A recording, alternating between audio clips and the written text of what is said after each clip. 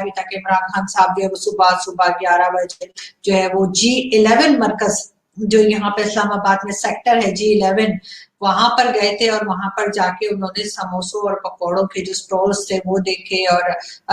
मगर किसी को उन्होंने ये नहीं कहा कि लोगों को अरेस्ट करो जी सुबह सुबह 11 बजे समोसे पकौड़े बेच रहे हैं, और ना ही उन्होंने उस आदमी को अरेस्ट करने के लिए कहा जिसने वहां पर एक छोटे से बच्चे को रखा हुआ था काम करने के लिए। चाइल्ड लेबर पूरी दुनिया में मना है और इसी तरीके से पाकिस्तान में भी मना है। वैसे पाकिस्तान में बहुत सी चीजें मना है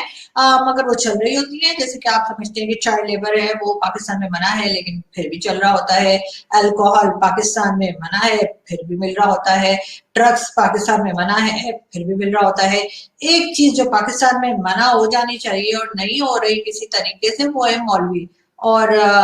मौलवी भी है, और आपको पता है कि जब तक लोग मौलवियों को पैसे और बच्चे देना नहीं छोड़ेंगे तब तक ये मौलवी हजरात जो हैं ये अपनी दुकान सॉरी उसको क्या कहते हैं मदरसा मदरसा खोल के बैठे रहेंगे, जिसको के दुकान भी कहा जा सकता है। बाकी जो बच्चागिरी होती है वो तो सभी को पता है मदरसों में क्या हो रहा है, और मदरसे क्या मस्जिदों तक की वीडियो आ गई, अब तो कहीं पे मुंह दिखाने के काबिल नहीं रहे, लेकिन फिर भी मुंह खोल के सब फिर रहे हैं और किसी को ना शर्म है ना गैरत है ना कोई परेशान हो रहा, घबरा तो बिल्कुल भी नहीं रहा। तो एक तरह देख ही रहे हैं कि कहाँ पे तो जो है यूरोपियन यूनियन हमारे खिलाफ जो है वो एक तरह का रेजोल्यूशन लेकर आई और उन्होंने कहा कि जी पाकिस्तान के अगेंस्ट इतने ज्यादा लोगों ने वोट दिया, और दूसरी तरफ हम देखते हैं कि पाकिस्तान की औरतें निकल निकल कर जो है वो चर्च के ऊपर अटैक कर रही है। बिल गेट्स की जिनकी बहुत मेहरबानी है कि जिन्होंने विंडोज बनाई और उसके बाद उनकी रिसेंटली डिवोर्स हुई है, और पाकिस्तान में ये समझा जा रहा है सोचा जा रहा है यूथी जो है वो ये सोच रहे हैं कि इमरान खान साहब को अभी तक अपना रिश्ता उनकी एक्स वाइफ के लिए भेज देना चाहिए बिल गेट्स की, और उनको बिल गेट्स को और उनकी मिसेस को सभी लोग जानते हैं और पहचानते हैं।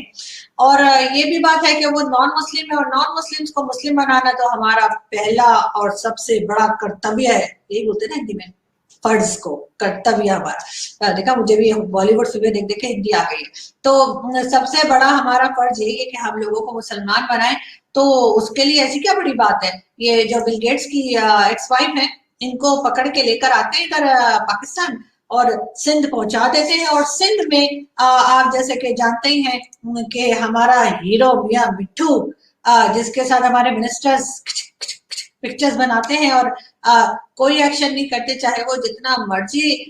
हिंदू कम्युनिटी के बच्चों को उठा के ले जाएं, क्रिश्चियन कम्युनिटी के बच्चों को उठा के ले जाएं और मजहब चेंज करवा के शादियां करवा दें। बहुत हम लोग बड़ा प्राउड फील करते हैं कि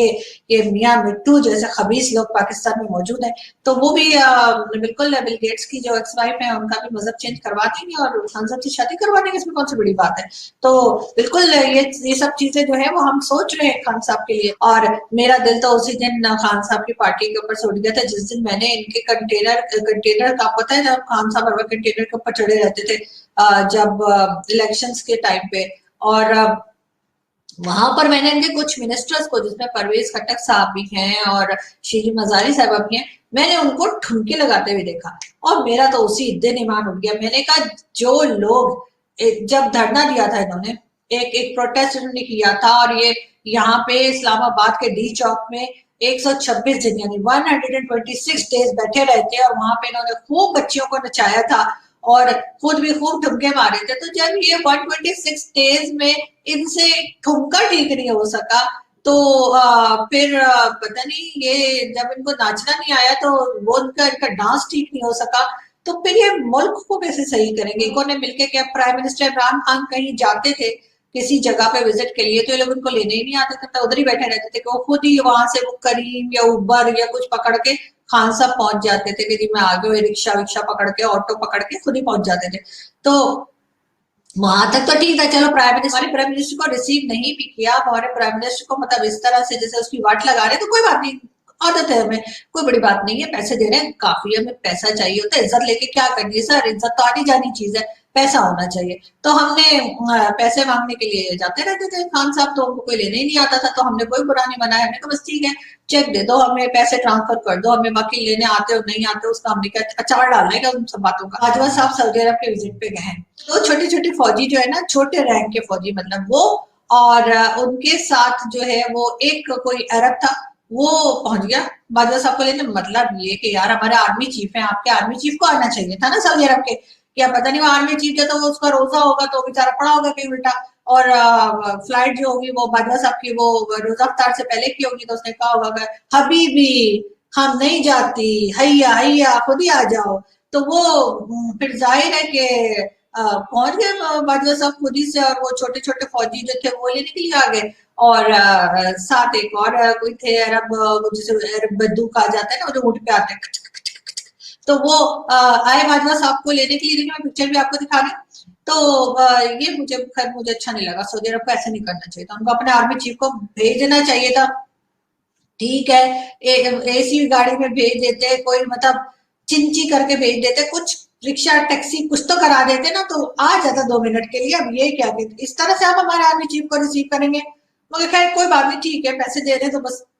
गुजारा हम कर लेंगे। पैसा होना चाहिए ना, इज्जत करके, जैसे मैंने पहले कहा, इज्जत तो आधी जानी चीज है लिया, लेकिन अब खान साहब को चाहिए कि जरा वो अपना आइडेंटिटी कार्ड लेकर और एक बार चीनी की लाइन में लग के देखें, और फिर उनको पता चलेगा कि सुबह तेज धूप से जो लोग खड़े होते हैं चीनी लेने के लिए लाइन में अपना आईडी कार्ड लेके, और शाम तक उनको ये कहा जाता है कि चीनी तो खत्म हो गई है, तो आपको नहीं मिल सकती, तो उस वक्त क्या महसूस होता है। तो मेरा ख्याल है खान साहब आजकल तो वैसे आपको पता है ना, कभी कहीं खड़े हैं कभी कहीं खड़े हैं। अभी आपको मैंने वो भी दिखाया था कि दूध और शहद की नहरें जो है वो भी देखने के लिए गए हुए थे। ये तस्वीर उसी टाइम की है, यहाँ पे दूध और शहद की नहरें बह रही है इस्लामाबाद में। लेकिन अवाम कुछ कहा है, खान साहब ने अब अपने डायलॉग चेंज कर दिया, जो पहले कहते थे ना घबराना नहीं है, घबराना नहीं है, अब उसके बजाय खान साहब कहते हैं अवाम थोड़ा सा सब्र कर ले, पाकिस्तान किसी भी वक्त दुनिया की अजीम कौम बन सकता है। मतलब अब पता नहीं आजकल कौन सा वाला नशा कर रहे हैं, उसे रमजान में मिलता तो नहीं है, लेकिन बड़े लोग हैं भाई, पैसा होता है तो बड़े लोगों को हर चीज मिल जाती है। तो मुझे लगता है कि खान साहब ने सहरी के टाइम पे ना लगा के ना फिर स्टेटमेंट दे देते हैं, जब भी तो कह रहे हैं ना कि बस थोड़ा सा सब्र कर ले, सब कुछ ठीक हो जाएगा। लेकिन अब किया जाए तो क्या किया जाए। अब इलेक्शन भी आपको पता है कि कराची में जो बाय इलेक्शन हुए उसमें भी बार बार कहा जा रहा है कि धांधली हो गई है, ये हो गया वो हो गया, और फिर हमारे यहाँ जो है हर दफा इलेक्शन में फौज को लगा दिया जाता है, और फौज का जी काम ये नहीं होता। हमने किसी जगह इतना कोई खास ऐसा कोई देखा नहीं है कि इलेक्शन हो रहे हो तो वहां पे फौज लगी हुई हो। ये सिर्फ पाकिस्तान में ही है कि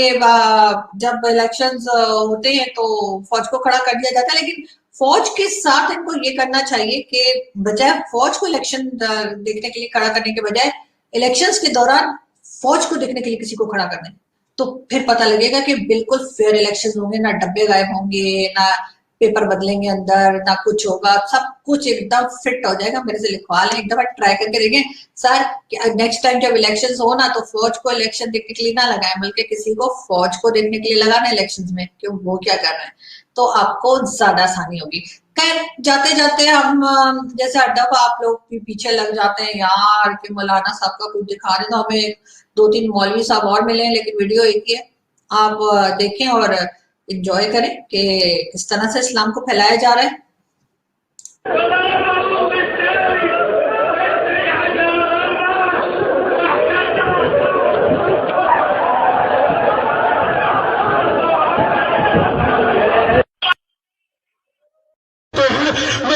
की खबरें पड़े हैं, अरे खुदा की कसम, अगर तूने मोहब्बत मुस्तफा की होती तू कहता अरे आका जो है उनके कदम के नीचे आने वाली मट्टी की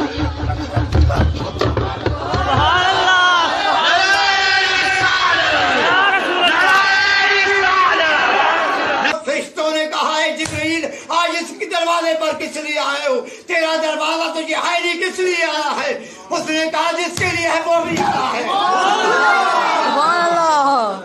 वो भी आया है। उसने जिब्रील अमीन ने कहा कि वो उसके लिए आया, जिसके लिए दरवाजा है वो भी आया है। रिश्ते ने कहा कि उसके लिए तो खोला जाएगा। जिब्रील अमीन ने जब दरवाजा खटखड़ाया, रिश्ते खुद खोला और मेरे आका हजरत मोहम्मद मुस्तफा अहमद मुजतबा सर को आसमान के ऊपर जब चढ़ाया तो हजरत इब्राहीम अलैहिस्सलाम भी साथ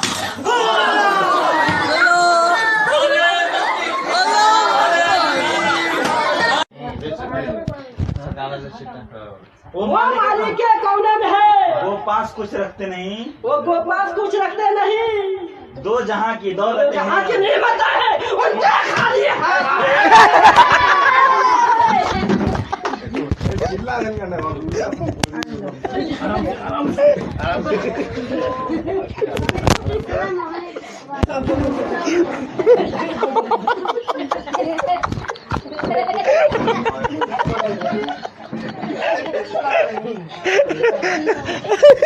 अर्श मुअल्ला तक है। हम उन लोगों के मानने वाले हैं जो एक जिंदा कौम है, एक सिलसिला है, ऐसे जिंदा दरख्त है जिनकी जड़ें जमीन पर है।